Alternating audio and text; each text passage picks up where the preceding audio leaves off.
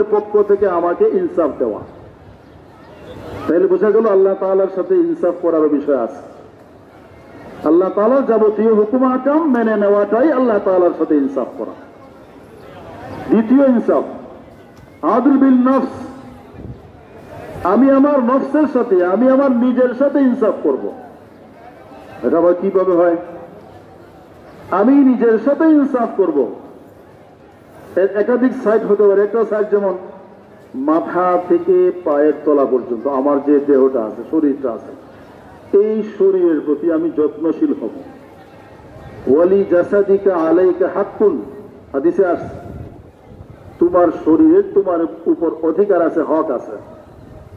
অর্থাৎ আমি আমার এই দেহটাকে, শরীরটাকে ওইভাবেই চালাবো, ওইভাবেই পরিচালিত করব, যেইভাবে পরিচালিত করলে তার কষ্ট না হয়, তার সব কিছু ঠিক থাকে, শরীরটা সুস্থ সবল থাকে, সতেজ থাকে, অসুস্থ হয়ে না পড়ে, এদিকে খেয়াল করতে হবে। এমন ভাবে ফজরের পর থেকে কাজ শুরু করলাম, রেস্ট মেস্ট কিচ্ছু নাই, সময় মতো নাস্তা নাই, খাওয়া দাওয়া নাই, বিরতিহীন ভাবে রাত 12টা পর্যন্ত। এটা বলুন তো শরীর ঠিক থাকবে? বেইনসাফি হবে। যদি সময় মতো আমি তাকে নাস্তা দেই, সময় মতো খাবার দেই, সময় মতো রেস্টের সুযোগ দিই, ইনসাফ করা হবে নিজের সাথে। এটা হলো দেহটাকে সবল সুস্থ রাখার জন্য দুনিয়াতে এবং দুনিয়ার কাজ কাম, আখিরাতের কাজ কাম সুন্দরভাবে আঞ্জাম দেওয়ার সাথে। এটা হলো এক ধরনের ইনসাফ। আরেকটা হলো যে আমাকে আল্লাহ তাআলার যাবতীয় হুকুম মেনেই চলতে হবে। কারণ যদি আমি আল্লাহ তাআলার যাবতীয় হুকুম না মানি, তাহলে এটা পরোক্ষভাবে আমার উপরও বেইনসাফি হবে। বলুন তো হবে কিনা? যখন আমি আল্লাহর হুকুম মানবো না, আল্লাহ আমাকে শাস্তি দিবেন কিনা? তাহলে শাস্তিটা আমার উপর পড়তেছে, নিজের উপর পড়তেছে। তাহলে আল্লাহর হুকুম না মানার কারণে এটা বেইনসাফি করলাম আমার নিজের উপর। কোরআনে আছে ওয়ালাকিন কানু আনফুসাহুম ইয়াজলিমুন, আল্লাহ তাআলা তাদের প্রতি জুলুম করেন না, করবেন না, বরং তারা এমন নির্বুধ জাতি, নির্বুধ মানুষ, মানব দানব, তারা নিজেরা নিজেদের উপর জুলুম করে। আমাদের অবশ্য বুঝে আসে না, আমরা তো জুলুম করলাম, আমরা তো নিজেকে সুস্থ রাখার জন্য চেষ্টা করি, এটাই জুলুম। নামাজ পড়লাম না, রোজা রাখলাম না, হজ করলাম না, যাকাত দিলাম না, পরকালে শাস্তি ভোগ করতে হবে। এই শাস্তিটা দেহের উপর আসবে। আমি নামাজ না পড়ে পরোক্ষভাবে নিজের উপর জুলুমটা নিয়ে আনলাম। তাহলে আল্লাহ তাআলার হুকুম না মানলে পরোক্ষভাবে আমি আমার নিজের নফসের সাথে বেইনসাফি করলাম। এজন্য যেমনি ভাবে আল্লাহ তাআলার সাথে ইনসাফ করতে হবে, ঠিক তেমনি ভাবে আদল বিন নফস, অর্থাৎ নিজের সাথেও ইনসাফ করতে হবে। বেইনসাফি করা যাবে না। শরীরটাকে সুস্থ রাখার জন্য নিয়মতান্ত্রিক রুটিন মাফিক আমাকে চলতে হবে। হ্যাঁ, আমি দুনিয়ার কাজও করব, আখিরাতের কাজও করব, সব করব, একটা লিমিটেড থাকতে হবে, একটা সীমাবদ্ধতা থাকতে হবে। অনেক আছে আমরা দুনিয়ার কাজে বেশি কষ্ট করে নিজে অসুস্থ হয়ে পড়ি, আবার অনেক আছি আমরা যে ওই আখিরাতের কাজ বেশি করতে যাইয়া, যেমন একেবারে 12 মাস রোজা, লাগাতার রোজা, শরীর মানতেছে না, গরম ঠান্ডা কিচ্ছু বুঝি না, আমি রোজা রাখবই। তারপরে আমি সারা রাতের মধ্যে কমপক্ষে তো 6 ঘন্টা, কমপক্ষে 5 ঘন্টা, সম্ভব হলে 8 ঘন্টা আমি নিদ্রা যাওয়ার কথা ছিল, সারা রাতের মধ্যে হয়তো মাত্র আমি 1 ঘন্টা ঘুমাইলাম, 2 ঘন্টা ঘুমাইলাম। এই কারণে দেখা যাবে শেষ পর্যন্ত আমি অসুস্থ হয়ে পড়বো। এটাও নিজের নফসের উপর জুলুম হিসেবে গণ্য হবে।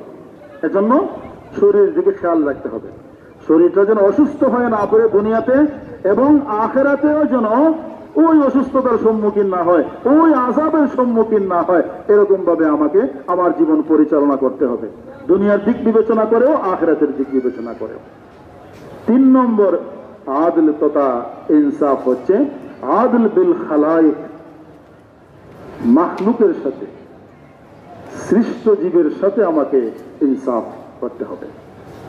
এই সৃষ্ট জীব মানুষও হতে পারে, তারপরে গরু ছাগলও হতে পারে, অন্যান্য কোনো প্রাণীও হতে পারে। যে কোনো প্রাণী হোক, যে কোনো মাখলুক হোক, আল্লাহর মাখলুক, কোনো মাখলুককেই অবজ্ঞা করা যাবে না, অবজ্ঞা করার কোনো সুযোগ নাই। হয়তো আমরা অনেকেই অবজ্ঞা করি, অবজ্ঞার চোখে দেখি, যেমন কুকুর, শূকর, এই ধরনের যে প্রাণীগুলো আছে আমরা অনেকেই এটাকে অবজ্ঞার চোখে দেখি এবং এটাকে আমরা নিকৃষ্টতম প্রাণী মনে করি। আসলে এইভাবে নিকৃষ্টতম প্রাণী মনে করাটা ঠিক হবে না। হ্যাঁ, আমরা শ্রেষ্ঠ, আমরা উৎকৃষ্ট, এটা মনে করা ঠিক আছে। শুকরিয়া স্বরূপ আমরা মনে করতে পারি, বলতে পারি আলহামদুলিল্লাহ আমরা আশরাফুল মখলুকাত। বাকি যে প্রাণীগুলো আছে এগুলোকে আমরা অবজ্ঞার চোখে দেখবো না। আরেকদিন বলেছি কুকুরের ঘটনা। আল্লাহর ওলি ওই মসজিদে যাওয়ার পথে রাস্তা ছোট, একেবারে ছোট রাস্তা, তিনি যাচ্ছেন, মসজিদে যাবেন, অপর দিকে একটা কুকুর আসছে একেবারে সামনাসামনি মুখোমুখি। এই দিক থেকে আল্লাহর ওলি, ওই দিক থেকে কুকুর। তো আল্লাহর ওলি ধারণা করলেন কুকুর ওই দিক থেকে আসতেছে, আমি যাচ্ছি, অবশ্যই যখন কুকুরটা আমার সামনে আসবে আমাকে দেখবে, সে আমাকে রাস্তা দেবে, ডানে হোক বামে হোক সে অন্যদিকে চলে যাবে। আল্লাহ তাআলার ইচ্ছা হলো ওই আল্লাহর ওলিকে শিক্ষা দেওয়া। মকাররাবারা বেশ বোধ হয়রানি, যিনি যত বেশি আল্লাহর নিকটের হবেন, কাছের হবেন, ঘনিষ্ঠজন হবেন, আপনজন হবেন, তার জন্য তত বেশি পরীক্ষা। আমাদেরকে এইভাবে আল্লাহ পরীক্ষা করবেন না। কুকুরের সামনে এসে এমন ভাবে দাঁড়াইছে, বোঝা যায় সবকিছু সে বুঝতেছে, ওইভাবে চাইতেছে, চুপে চুপে চুপে। কিন্তু আমার কিরে ব্যাপার, আমি তো মনে করছি সে আমারকে দেখেই টের পেয়ে সে ডানে বামে দৌড় দিবে, শুধু সোজা আমার দিকে তো চাইতেছে। ব্যাপারটা কি? আল্লাহর ওলি বললেন, কি ব্যাপার এভাবে তুমি তাকাচ্ছ আমার দিকে? আমি মসজিদে যাবো, রাস্তা দাও। কোনো কথাই সে শুনতেছে না, ওইভাবে চোখটা আরো বড় বড় করে চাইতেছে। আল্লাহ ওলি আবারও বললেন, 3 বার বললেন, রাস্তা দাও, আমাদের সময় হয়ে যাচ্ছে, আমি নামাজ পড়বো। আল্লাহ তাআলার কথা বলতে পারবে কিনা আল্লাহ চাইলে? আমরা যদি জিজ্ঞেস করি কথা বলবে? ওইরকম হতে হবে আল্লাহ, তাহলে আল্লাহ ব্যবস্থা করবে। যাই হোক, এই কুকুরের বাক শক্তি খুলে গেল। কুকুর বলল, কেন আপনি কেন আমাকে বলতেছেন ওইদিকে যাইতে? আপনি ওইদিকে নামিয়ে যেতে পারেন না, আমাকে কেন বলতেছেন? বললেন যে এটা রাস্তা ছোট, আমি যাবো মসজিদে নামাজ পড়তে, এজন্য বলতেছি। তোমার তো নামাজ নাই, তোমার শরীর তো নাপাক, তুমি তো নাপাক জিনিস, তোমার শরীরে নাপাক লাগলেও সমস্যা নাই, তোমার তো নামাজও নাই। আমি তো নামাজ পড়বো, শরীর নাপাক হবে, কাপড় নাপাক হবে, এজন্য বলতেছি নামাজ তাড়াতাড়ি। হ্যাঁ, এজন্যই আল্লাহ তাআলা আমার বাক শক্তি খুলে দিয়েছেন। আল্লাহ তাআলা টের পাইছেন আপনার মনে সমস্যা আছে, সমস্যা আছে আপনার মনে। আপনি যে বললেন যে ওই পার্শ্বের ড্রেন, খাল, ময়লা আবর্জনা, ওইদিকে নেমে গেলে আপনার কাপড় ময়লা হবে, শরীর ময়লা হবে, নাপাক হবে, আপনি নামাজ পড়তে পারবেন না। এই ময়লা পানিতে ধৌত করলে পাক হয়ে যাবে, সাফ হয়ে যাবে, সমস্যা হবে না। কিন্তু আপনার মনে যে অহংকার নামক ময়লা এসেছে, ওইটা পানি দিয়ে ধুইলে সাফ হবে না। বাহ্যিক কাপড়ের ময়লা, শরীরের ময়লা পানি দ্বারা ধৌত করলে পরিষ্কার হয়। মনে যে ময়লা লাগে, অহংকার নামক ময়লা, কিবির নামক ময়লা, বিদ্বেষ নামক ময়লা, ইত্যাদি ইত্যাদি যত প্রকারের আছে,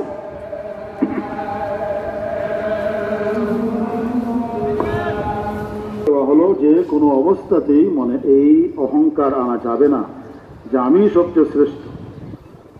যদিও আশরাফুল মখলুকাত হিসাবে আমরা শুকরিয়া স্বরূপ বলতে পারি যে অন্যান্য মাখলুকের চেয়ে আমরা শ্রেষ্ঠ, কিন্তু অন্যান্য মাখলুককে একেবারে নিকৃষ্টতম মাখলুক, একেবারে তুচ্ছ জ্ঞান করা কোনো অবস্থাতে এটা সমীচীন হবে না।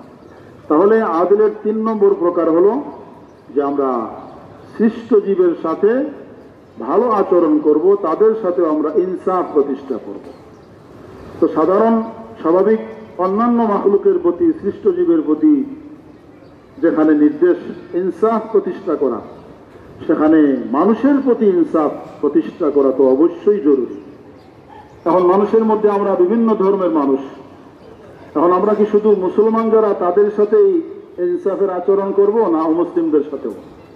অবশ্যই মুসলিম অমুসলিম নির্বিশেষে সকলের সাথে সমানভাবে আমরা ইনসাফ কায়েম করব। খলিফাতুল মুসলিমিন হযরত ওমর রাদিয়াল্লাহু তাআলা আনহুর শাসন আমলে একবার মিশরের গভর্নর ছিলেন হযরত আমর ইবনুল আস রাদিয়াল্লাহু তাআলা আনহু। অত্যন্ত সুন্দর, যেমন খলিফা তেমন তার গভর্নর, সুন্দর চলতেছে। হঠাৎ একদিন তিনি শুনলেন মিশরের গভর্নর যে খ্রিস্টানরা রাস্তায় মিছিল করতেছে। কি ব্যাপার, কেন মিছিল, কি সমস্যা?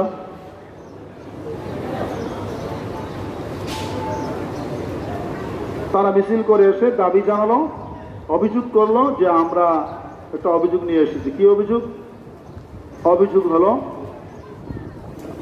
আমাদের যীশু খ্রিস্টের যে ভাস্কর্য ছিল সেই ভাস্কর্যের নাক কে জানি ভেঙে ফেলেছে। আমাদের সেই ভাস্কর্য মূর্তির নাক কেন ভেঙে ফেলা হলো? ইসলামে তো এর নির্দেশ নেই। অমুসলিমদের কোন ভাস্কর্য, কোন মূর্তি ভাঙ্গা, ভেঙে ফেলা, এটা ইসলাম অনুমোদন করে না। হ্যাঁ, কোন মুসলিম যদি ভাস্কর্য তৈরি করে, কোন মুসলমান যদি মূর্তি বানাতে চায়, এটাকে বাধা দেওয়া যাবে, ভাঙ্গা যাবে প্রয়োজনে।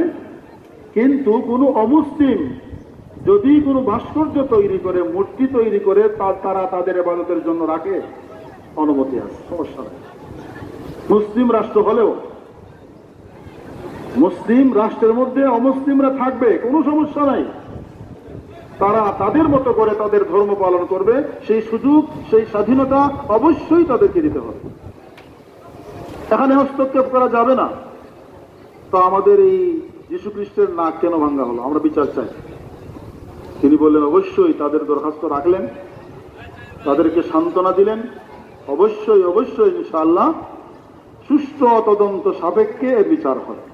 আপনারা ধৈর্য ধরুন, মিছিল মিটিং করার প্রয়োজন নাই, অবশ্যই বিচার হবে।